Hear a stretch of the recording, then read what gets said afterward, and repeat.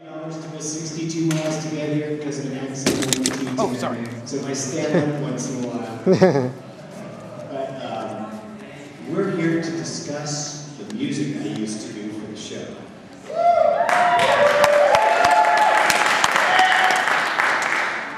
Being a musician, I'm completely unprepared and have nothing to say. So probably the best thing to do is for people to start asking questions, and that'll get me rolling and get my nerves worked out. We have a question. You young man? Yes, hi. I'm so happy to see you and be here. Thank you so much for being here. My question is, please describe for us your professional relationship with s.p.d. What was the high point and the low point? The high point was the first time I saw him in it would have been like 1989 or 1990. And he was coming out of one of the studio where I actually ended up doing all this stuff. He was walking out of there and he was wearing a white, like sailor suit that looked like something Michael Jackson would wear. And I said, "Who's that?" to my friend that I knew. He goes, "Oh, that's Han." Was he just in a scene or something? And they said no. So that was actually the funniest time. And every time I hung out with him, he was great. He always told you exactly what was going on. He was always honest. And the last time I saw him, as I was telling you, around 1997, just briefly for a moment, outside of the building in Westwood. And we chatted for a little bit, and that's it. I haven't really seen him since, but he was a very nice guy. And his wife was wonderful. They were all nice people there. I just blew a fuse from working far too many hours.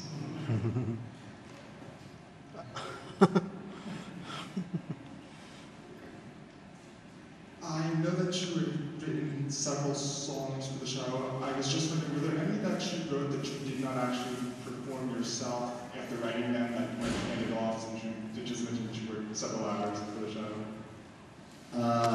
No, I think Jim Cushionary might have done vocals on something I worked on after I left. I left s.p.d. in September '95. But no, I pretty much did everything, because there was nobody else to really hand it off to at that time. So after now 20 years later, so all year I've been thinking, you know, those old recordings are pretty cool, but I want to recut some stuff. So 2 weeks ago I pulled up the theme, and Fight, and 541, and Hero, and I've recut those. And you know, because I didn't know, actually, when I was going to start recutting the theme, I wasn't sure if I could even hit those notes anymore. Because even back then, it was really hard to do. So I remembered that I used to gargle Diet Pepsi. And I was having trouble on the really high harmony, the one that goes right into the solo on MNPR theme. I couldn't quite hit that thing, so I ran over to the market and bought a 6-pack of Diet Pepsi and started gargling, and the notes came right out. So far on those 4 songs, I've done the vocals, basic tracks, and then I'm probably going to do 3 or 4 more, and possibly a couple of new things, I don't know. See if anything comes to me. And then I'm going to, just got to find like the premier metal lead guitar player to do the solos. That's the only thing that's going to change. The rest I'm doing exactly as I used to do, where I'm playing everything. But when we get to those solos, I want to bring in somebody who's going to do something new. Not that the old ones weren't great, but I think it'll be fun. And I have no idea when that'll be done. Quick question on the song creation process. How was that? Did you see any of the stuff from the shows that you were going the theme for? Did they just say, hey, it's going to be this name, this is the theme, go to it? Or did you have any sort of... They would just say, we need another song. It's going to be in the fight sequence. Write another song. That was it. I mean, the show was pretty much self-explanatory. I think near the end when I wrote that Tango Bye Bye song, they said there's going to be these things that look like cuckoo birds. And so every time I would talk to Haim and leave, he'd go, "Thank you, bye-bye." So I would, "Thank you, bye-bye." So that's where "Tango Bye-Bye" came from. Every song has something in there. But basically, it's just like everything I write for through today, all the shows, they'll say, "We need." I mean, I was called, something that was really fun a few months ago, doing the show with Cedric the Entertainer called The Soul Man. And CeeLo Green was guesting. They said, "We need full-blown gospel choir song," and Cedric and CeeLo are going to sing. And I'm telling you, and this is, I don't know where it comes from, thank God for it, but between the phone call and the studio door, I had the whole thing in my head, so I just grabbed the iPhone and did my guide vocal and worked on it later that night. But I knew what to do. It just comes to me. Well, thank you.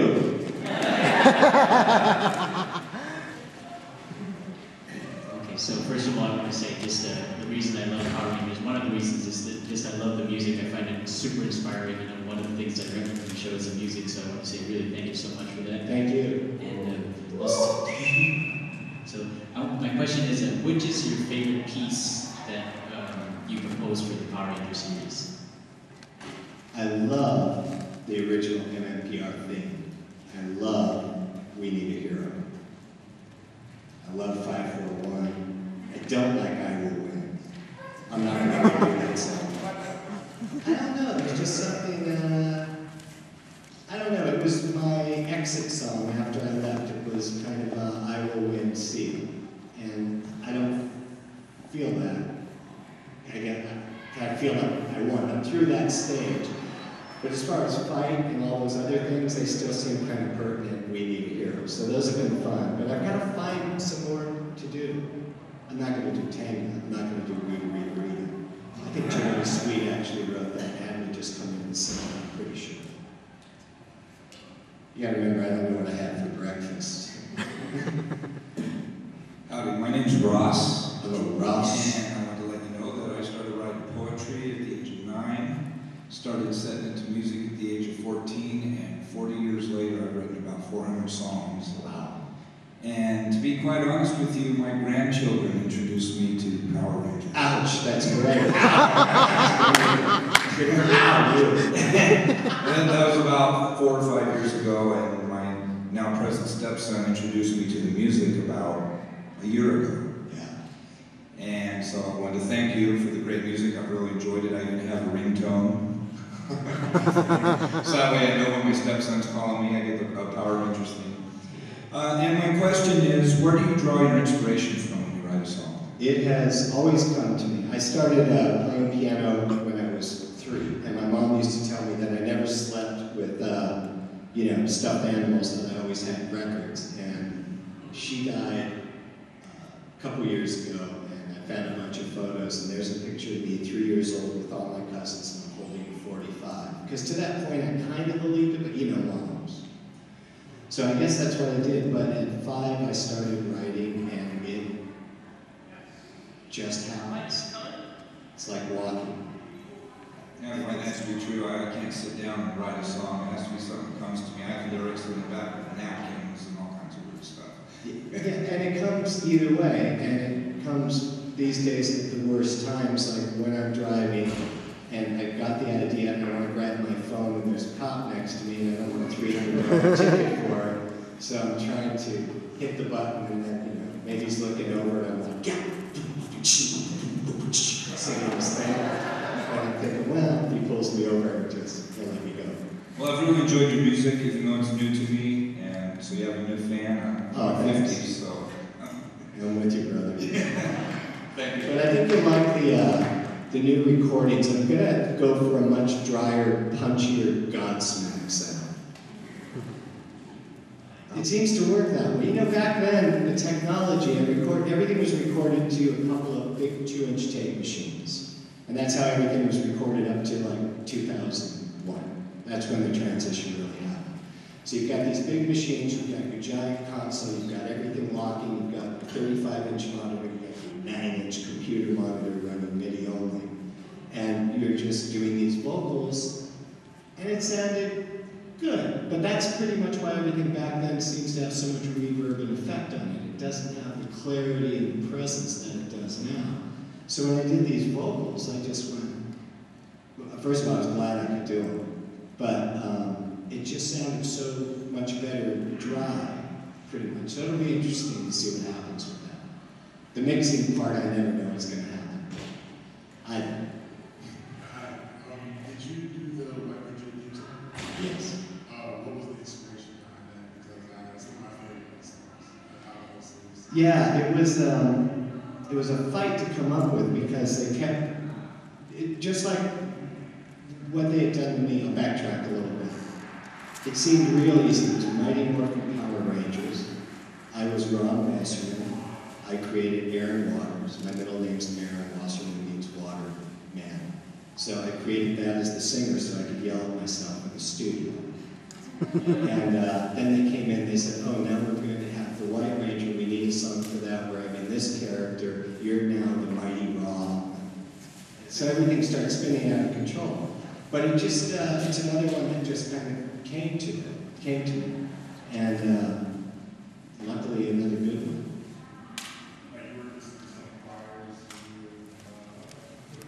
No, I probably had some new choir samples that day and started pulling them out. It's right at the moment. It's like the new part that I put on We Need a Hero and Breakdown on the Bridge. It just kind of happened with some new sounds I had. It'll be a little different. Luckily, the gal who sang on the original is my wife, so I'll be able to get her in and do some stuff for free. Hey, hi. Now that you talked about the White Ranger song, I wanted to ask about the Green Ranger song because Yeah, it was getting a little ridiculous. yeah, because there was a pilot for VR Troopers that was Cybertron that was with Jason David Frank in it, and I heard the Cybertron song and it sounded a lot like the Green Ranger song. Yeah, well, that was probably, we probably had the Cybertron song and they said it's green and I found a way to fit it in, perhaps. Yeah. Remember There that? was Oh, go ahead. Sorry. It was copyrighted for Hasbro for Transformers, but they had to get rid of it. Oh, nobody even knows who owns anything anymore. Yeah, and Tommy was popular, so they kept him, and then they did. Well, it's the same thing with Power Rangers. It was originally Metal Man.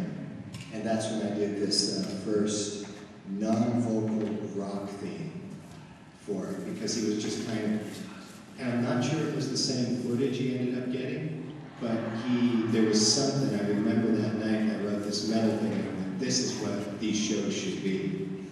And, you know, really we all have to thank Fox, the Fox network, because if they had not approved the original theme so quickly, within 24 hours, that show probably would have ended up sounding like, you know, Inspector Gadget.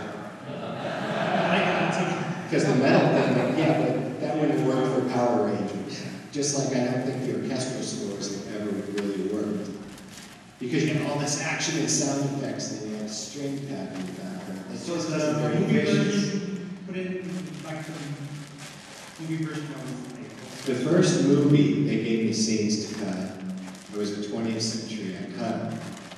And I did the same thing I did on the show. And then they said, you'll have, I can't remember, 6 weeks to score the film. And I went, all right, I'll need a lot of people. And I was calling some friends to pull them into play, because I thought to do a full rock score. And then it turns out my name would have been on as composer. See, the gloves are off since Saban bought. I'm not angry about not getting the show, but there's no reason for me to be over the friend. Because my name would have shown as the composer for this stuff, they pulled me off the film. Then that was kind of the final straw. Oh, how did I go there? I was doing that. It's because my wife never lets me talk. I'm not used to it. How often do you think about Power Rangers and your work on the show? Because for us, you know, your music is on our iPods, it's our ringtones. I mean, it means so much to us, but I'm just wondering, how much does it mean to you? I mean, I know you're doing other things, like, I mean,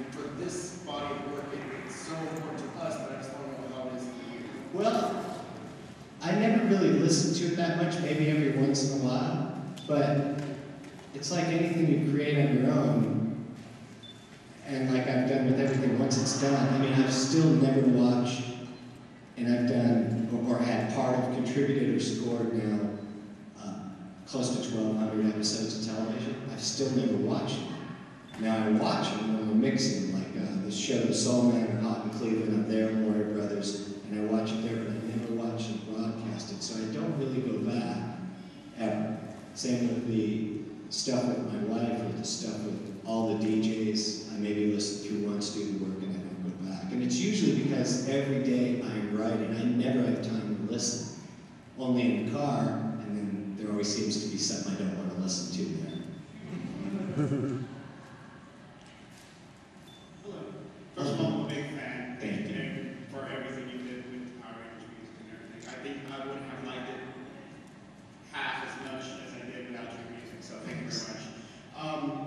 Pretty much towards the future, I wanted to ask you, what kind of relationship do you have with the current Spawn brands, and will we ever see Ron Wasserman produce Power Ranger music ever again?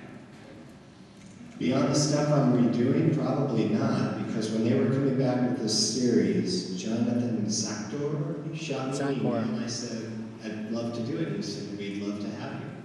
6 weeks, 8 weeks, 12 weeks, 16 weeks. I shot him an email, I said, so what's up with this? We found somebody, thank you for your interest. Very short. And that's the day there weren't people under 16 in this room. I said, gosh darn. Well, also I wanted to ask... Because I wanted to rock again, you know, it's like my wife, we do light stuff. It's Sarah McLachlan meets Radiohead and the shows. It's just, I had that desire to do it. It's in me, it's just been kind of hidden behind soft love songs. Well, you mentioned re-recording. I'm walking kind of late on it, and touched on it before. But what exactly are you re-recording for? Are you going to be releasing? Yeah, I'm just going to do it. So just re-recording for the sake of releasing it? Just for the sake of doing it. Cool. Because I can't believe it's had these kind of legs. I mean, 20 years, and I just figured. And I listened back through the theme, and I went, that sounds good, but I think maybe I could do better. But I didn't tell anybody. Not a soul, not even my wife. Also, if you could do me this big favor, can you go back on Range Report and post both of your versions of Fight Back? Because I've lost my version of the very first one, the one that sounds really like static, or more noise. Which one was this? Fight Back, when you originally released it over on Range Report. I remember that you said there was one, and you said, what do you guys think of this one? That song. And then you went back and cleaned it up. And Yeah. I'm looking for the original one, and I cannot find it. Yeah, chances are I won't have it, but because when I do the new mixes, the old ones don't get archived. The files do, the Pro Tools files, but I usually dump the mixes. Okay, thank you very much. Sorry about that. Which composers do you get inspired by? Who are the people that you inspired to become a composer? I always loved Gershwin. I listened to a lot of Gershwin when I was a kid, which has, of course, nothing to do with what I ended up doing. So a lot of Gershwin, Samuel Barber,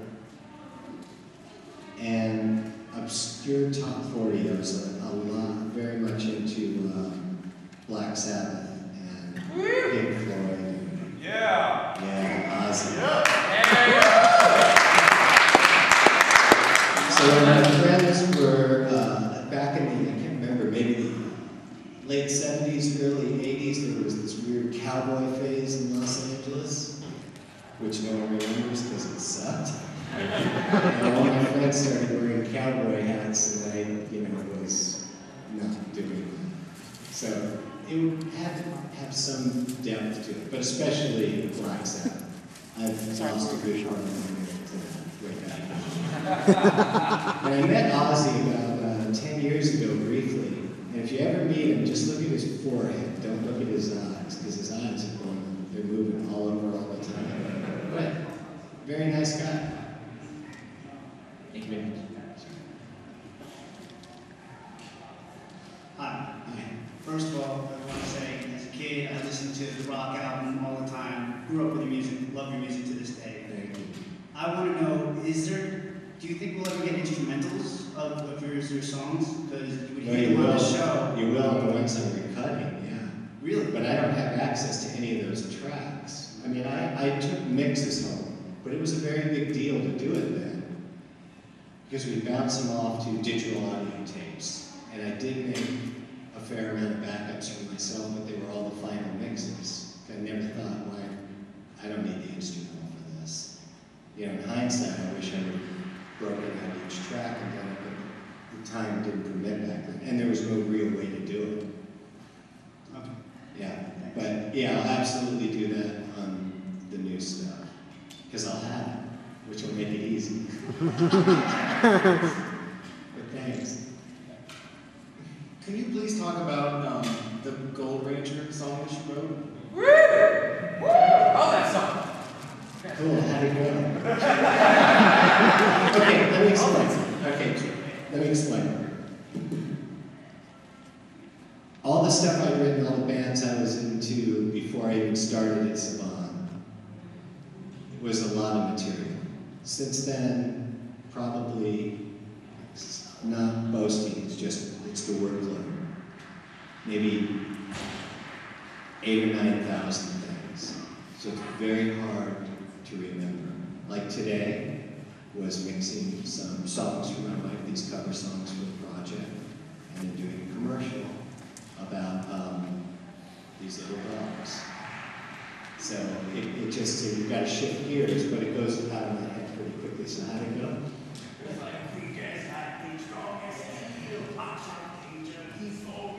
I'm not sure that was me. Maybe it was. Maybe it was. Or Jim. You know what? Do you have a copy? Can you email it? Well, come up to the mic. I don't see YouTube. What that? It's a compact disc. Used to use them back in the day. This. Microphone. I got a speaker.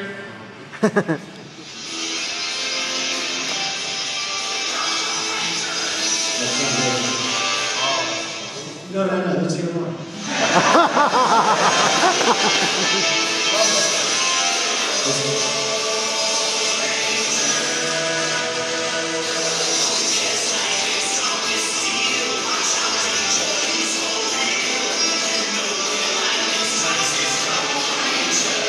Jim Cushioner. That's Jim Cushioner. They may have had me double somebody in the back because the relationship was deteriorating. I don't know. You want me to call Jim? Well, sorry about that. I'm pretty sure that's Jim. Because I think he's the only one that ever really sang the other themes after me. Up to recently. Can you please talk about the s.p.d theme? Do you remember the Yeah, that was great. My blood was boiling on that. That was great. I remember that call from Disney. And I remember that, just like the original theme, it took about 2 hours to write. And I sent it off to them, and the next day they went, "It's perfect, we have some changes." Which is what always happens. We love it, everyone loves it. It's perfect. Here's our changes. And the changes, I think, which is why I'll get emails and I'll send it to people that go, "That's not the version they used." And I don't know, maybe they added more sirens or something, but mine was a little bit cleaner. But they had me rewrite a couple things on that. But that was really fun. And then Mystic Force, I wrote the rock theme, they called me and went, "It's perfect. Absolutely love it." Okay, little change. They want a rap version. Yeah, perfect. Yeah, because when you think Power Ranger, you know, when I think about action and fire and big stuff going on, I think rap. I hear Snoop Dogg in my head. That's what we should do. Yeah, magic rap. Yeah, that was pretty.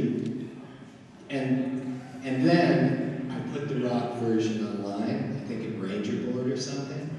And then I got the call from Disney saying, "Why'd you do that?" And I said, "I can do that." I said, "You're not allowed to do that." And I said, "Show me the paperwork."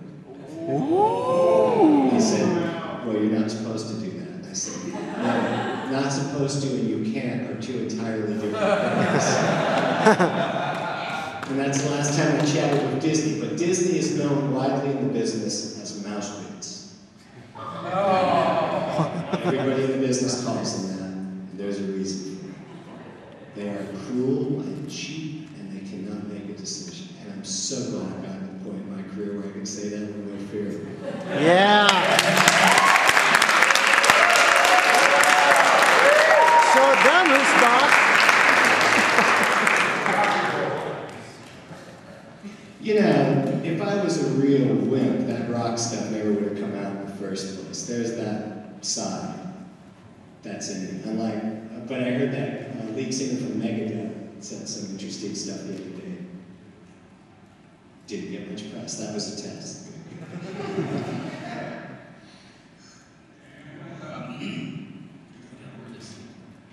Your work on, you said that, since you've done Power Rangers, you've done countless numbers of songs and stuff like that for other shows. Where did,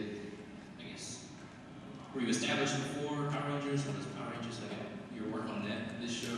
A door opening sort of thing? Or? Yeah, for television, that was the thing. Prior to that, I'd already been in bands. I was in this one band with this gal, E.G. Daly. She played Pee Wee Herman's girlfriend in his movies. She had a deal on A&M, and she had a hit song called "If You Want My Love, Say It, Say It." And she came up to me one day, and she said, "You want to be in the band?" And I went, "Yeah." And so I was in there, and it was fun. But the best part about that was this guy, Matt Bissonette, on bass, who went on to play with David Lee Roth, and Matt Sorum on drums, who went on the Guns N' Roses, who I ran into a few years after that, and I missed the Guns N' Roses gig by 2 weeks. I would have been able to be in that band, which would have been a blast. That would have been great. Plus the keyboard part to it. DJ, September rain. So that would have been fun, but in that world, yeah, I was established, but I already didn't like dealing with record labels a whole lot. And so when the TV thing came up, which I never even thought about doing, I just kind of went, wow, this is pretty cool. And doing kid shows is really great. And Power Rangers was really my first show. There may have been a few. I remember I'd written themes for a couple direct-to-home video stuff prior to that, which they did not use, because I think I went into a total South Park meets Adventure Time meets regular show kind of direction, and they just, I remember, what the goose goose? It's different. No. What was your question?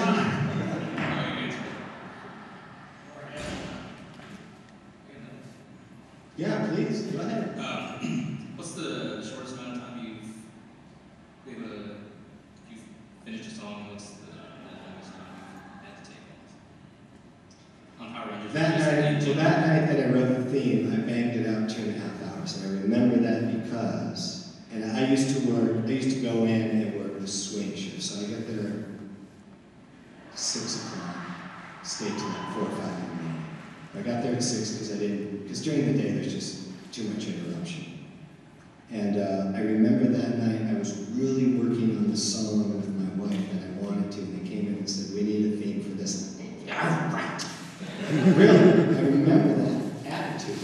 So I banged that thing out and worked on the song with her, which I did in like 2 or 3 more hours. So that really worked out great. So that's certainly the fastest. The absolute fastest was the main song I did with her that did pretty well, Piano Vocal Ballad, which took 10 or 12 minutes. And frankly, if they take too long, they go right into the Mac trash, and they always have. Because if it ain't happening, it ain't gonna happen. What's like the cutoff, I guess, that you've established for yourself? This sucks. And that can be an hour in or 5 hours. which happened on that commercial for the little dolls today. I worked on it about 3 hours and this isn't going to work. I'm not in that headspace. I just have to buy some dolls or something. But yeah, I never spend too much time on it. I always look right at the omens. If it isn't happening, I just drop it. I know you said you've written a lot of work, but if you can remember, can you please talk to us about the Vulcan skull theme? Oh, because there's also this one part where Vulcan skull become junior policemen, and there's like a version of the song where it has lyrics to it, like if you want to be a cop. Do you remember? Did you write that? I'm sure I did.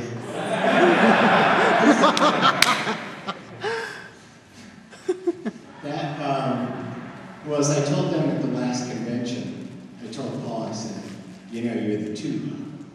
What? I said, it's got the squeaky little muted horn, and the tuba, and this drum loop. And I would just hit that drum loop, and pitch it. And I said, it's obnoxious, it's like Laurel and Hardy, and that's the theme. So I'm sure, again, they probably came in and said, we need lyrics for this, and I just did a quick version. And it ended up in there, apparently. Those guys are great. They almost had their own show. They should have their own show. If reality TV had been so big, they could have been a great reality show. Just call it BS.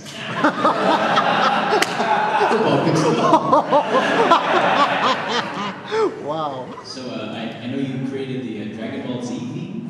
No, not the theme. I did the score. Oh, okay. Yeah, that was fun. They that was Saban. I think I'd already left, and they said, "We have this thing. Do you want to score it at home?" And I went, "Yeah." And I remember I had a VHS player, one keyboard, an old Mac LC3, and I would just look at it on my television. And I went, "Well, I can't really score the picture here that easily. It's really hard to do back then." So I just pull up all these really dark, ethereal sounds and just kept stacking and stacking and stacking and stacking sounds and making it louder and louder, and they didn't care. I never got a single note ever through all those shows, and I think I did maybe 52 of them. And then it just disappeared. But that happens. I was telling someone earlier, a lot of times you get very close. A friend of mine, Todd Miller, is producing Hot in Cleveland, and he came up to me and said, "Hey, we've got this cool new show that you should do called Grimm." And he sent me a couple scripts. And so I said, "Do you want this to be like typical television or something different?" He goes, "Very different." So I took this handheld recorder and I would just go out and I would go to a truck backing up and record it, and record the brakes squeaking, go back in, drop the pitch substantially, stretch it 2,000%, and then add stuff to it. And they were nuts. They loved it. And then the director, which this happens, and it's understandable, he wanted to use his friend from Buffy the Vampire Slayer. So that's the first success I've ever lost. So when I see those buses driving, I'm like, great. But my friend Todd deserves all the success in the world. He's a great guy. And there's more shows coming, so hopefully there'll be something. Next question is, so which Power Ranger theme do you like that you didn't compose, like the recent ones?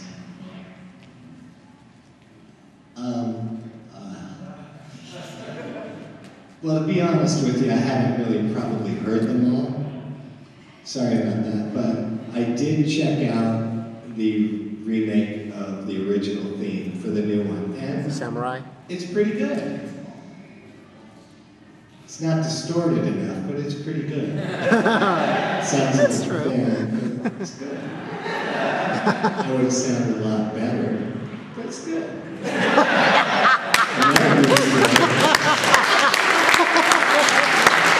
Does anybody even know who's saying that? No, not a clue. Well, you know what? You need more cowbell. See, it just doesn't have the same thing it used to. It should be a big deal. I mean, he Oh yeah. Yeah. What's that? Sang, yeah. That's not Noam's voice. I know Noam's voice. That can't be, and I could be wrong, but Noam sings like this. Because no, I used to work with him and say, let's go get some coffee. And he had a big hit in France that made him a lot of money called No Butterfly. He was 13, it's cool. But I can't see something, okay, let's rock it. Because that's his voice. So I don't see this high, but maybe it wasn't. Who knows? Things. Were you pretty sure about that? Or are you sure I'm totally wrong in issue?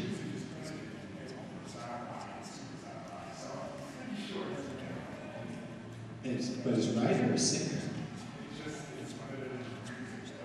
Yeah, that would just be the composer. So now he's credited for the MMP, I think. So many people love that thing. And another one is that, so now like you see like a lot of people just love your music, you know, and seeing that, like, how do you feel? I think it's great. I've had people who've started bands that end up getting signed, and they say that that music was their inspiration, and that's great. But the highest compliment, I'm sure I mentioned this last time, was when my wife and I were signed, Valerie Bertelli became a big fan, and she put one of the songs in the movie of the weeks. And she said, come on up to the house, and we'll watch it. So my wife and I go up there, and there's Eddie Van Halen, like, walking around. It's Eddie Van Halen. He comes and goes, come here, I want to show you something. You go over, he goes, takes me over to the refrigerator, opens the refrigerator, pulls out, and it's a bone in a bag, and it says, not for soup. He goes, it's my hip bone. You know who I am? I said, yeah. He goes, I was in a band called Van Halen. I'm like, well, I've been on the planet, so yeah. So we got to talk, and he goes, so you wrote that Power Ranger thing? I'm like, yeah. He goes, Woofy, love that song. Took me a week to learn the damn thing. He goes, how did you do that high triplet guitar part? I'm like, well, you were the inspiration for sure. But I said, it's done in a computer, it's fake. Yeah, it's fake. Yeah, I know. Like, well, I couldn't exactly call you to come in and play, but that was the highest compliment ever.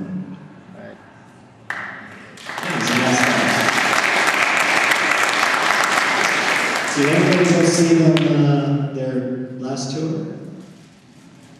Yeah, that's nice. Hey, how's it going? Actually, it's a cruel business. Go ahead. Well, actually, this is a nice segue.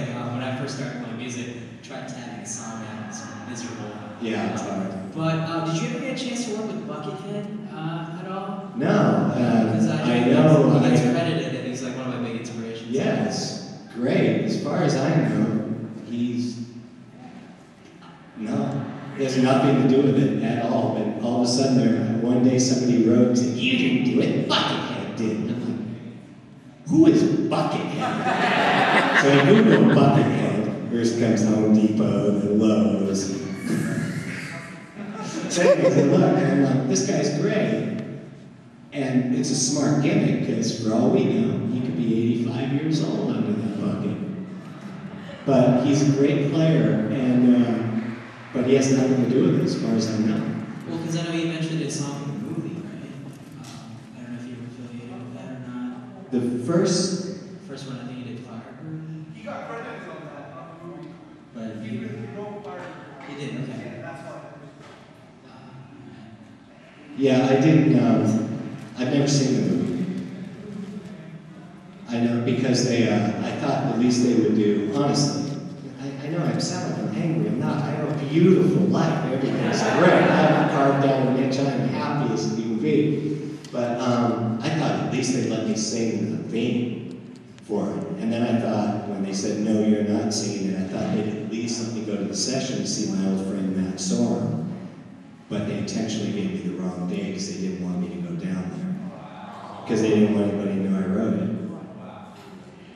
So, but I hear they had to slow it down a little bit for the Mr. Big singer. And I don't like that version. It sounds like a pop song. There's no anger in it. I guess my second question from a musical perspective, the effect that you used for the solos in the original theme, how did you accomplish that? Because it's like somewhat of a phaser, somewhat of a distortion. I've just never been able to get it down. I don't know if I doubled it, but that sound was created in a thing called Protean. Bless you, darling. It was how dare you sneeze? I've never sneezed in my life. That's a patch I made in something called a Proteus 1, and then I ran it through a chord processor, and I remember just hitting it and going, yeah, that sounds just fine, compared to the sound I came up with, whatever it was, 10 days ago, using kind of that same process of tweaking a dry sound and then running it through amps. You know, it doesn't really compare. It's much punchier, and I really like it. But that's what it was. So there's a chance there was a little chorus or a phase on in the somewhere, you know, menu 7, subsection 4, 7, 18. I'll keep looking. It was the couple days. We couldn't find anything.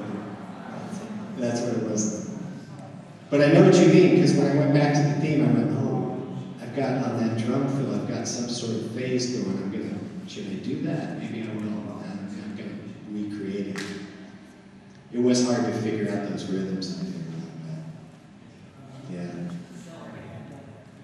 Well, I'll have a MIDI, well, that won't actually work, but at least I can give you a slower version. Yeah, hi.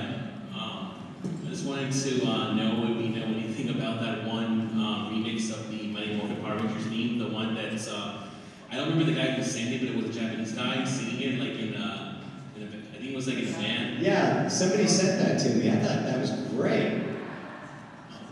Nobody else did.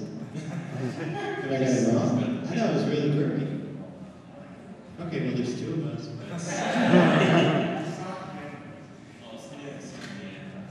Yeah, that was good. You know, he's fighting, you know, any band that's covered that song. And, you know, I'll go on YouTube and occasionally see a guitar player that's actually playing that rhythm at that speed. That's, I mean, I wouldn't know what it's like, but, because I don't play guitar. Have you ever, like, approached you about, like, using the song or anything before they did this, or? Amazingly, no. I've never been ever approached for any commercials, anything to ever sound like. It's just one of those oddities that happens, but it always happens for a reason. It's like when I left Saban and my wife was saying you have to jump without a safety because I had nowhere to go. I didn't know what I would do after that. And 6 weeks later, I'm sitting with John Cleese and Eric Idle discussing what kind of score they wanted for a Monty Python game with the producer, Bob Ezra, who was telling me stories about when he produced Pink Floyd's The Wall. So I went, okay, I've made a good move here. So you never know. What was your question? You pretty much answered it. I just wanted to know, like, if that band ever approached you personally before they started doing the songs and stuff. You know, you guys ever like exchanged ideas or anything like that? No, it's never happened. Thank you. All right, thank you. Last question, I think. How you doing? Good. I was wondering, have you ever performed the Power Rangers thing live? And if not, would you ever consider doing it? No and no, because I have stage fright. I'll bring up an example with my wife again. So it's Christmas 2000, yeah, or 2001, and we're doing J-Lo. And we arrive, and there's her green room, Kathleen Fisher, there's a nice little drum, and there's all this food laid out. And right across is my room that says Fisher Position. This is good. This is good. So, but we go up there, and they have you ahead of time behind the screen. You're waiting, and they don't shoot up. It's hot. But I wear my thickest leather jacket and lean forward because I'm convinced the camera's going to see my heart pounding through my chest. So I've always had horrible stage fright. The only time I didn't is when we were touring regularly, and we just did it so much that 10 minutes before we went on, I did a shot of whiskey, and I was always fine. But it came back. We played at the Equip in Germany in 2008 for the equivalent of their Emmy Awards, and we went up, and I was just a wreck. Right. It was terrible. So no. All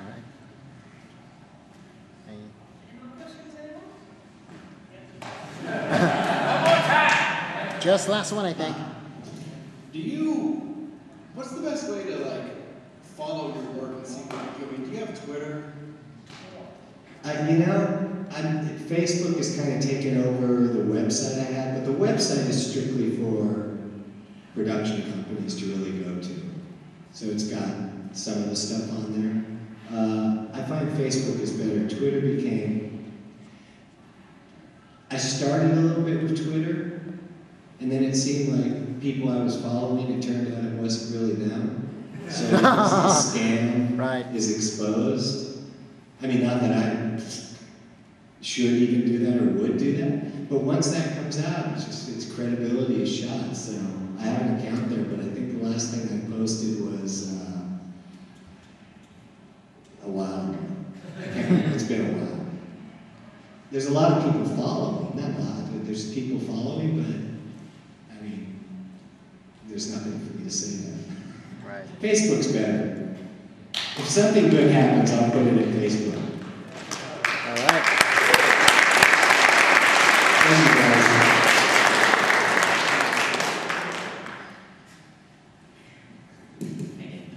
I just wondered, who's your favorite Power Ranger?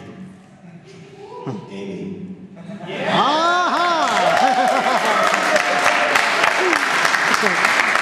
She came in to record one night, and so, we hung out a couple hours. Amy. Yeah. Chip's even better in person. She's beautiful.